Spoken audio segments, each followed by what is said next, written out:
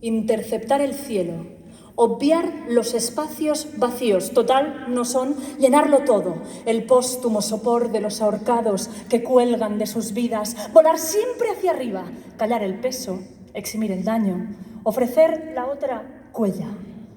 Llamar a la esclavitud trabajo, la oportunidad de mi vida, ver en el descanso un pequeño egoísmo, como un libro perdonando a un árbol. Presumir de yugo, comparar grilletes, ganar cuando alguien pierde. Y un marzo, no cualquiera, de repente, que este alma recién mía no me quepa, en esta recién mía cuerpa, porque recién mío tiempo, la alegría de la estenotipia rompiendo el foco helado del silencio, como charco en forma de corona. Volver a ese ver a diosas en todas las cosas, hacer barricada del paréntesis, ay sí. Amaneció mientras corríamos en el metro de lunes a viernes, de lunes a viernes, de lunes a viernes. ¿Por qué es ganar cuando alguien pierde? Arbeit, trabajo, profanación del cuerpo, Machtfrei, os hará libres, libres, libres. ¿Libres de qué?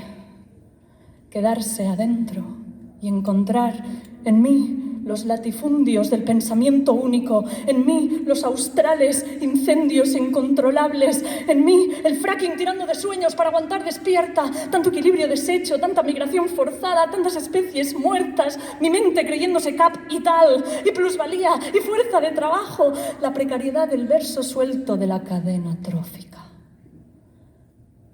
Pero la tierra mirándome, no sé si como madre, como hija, como abuela o rehén.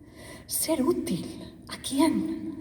Tocar el volumen del tiempo recién propio, como pesa en las manos cual cachorro caliente. Aprender a conjugarlo pronominalmente. Yo me tiempo, tú te tiempas, él se tiempa, nosotros, nosotros, no mártires, no sacrifices, no salvadores de los abismos de la marca, no, donde tocamos un muro había tan solo dibujada una línea, písala, písala, que no hay tiza que resista los pasos de millares, písala, písala, que tus pasos empujen como el río crea cauces, písala, písala, que la flora mal fruto con certeza de antes, písala, písala, porque esta justicia del derecho al tiempo ya llega sobradamente tarde.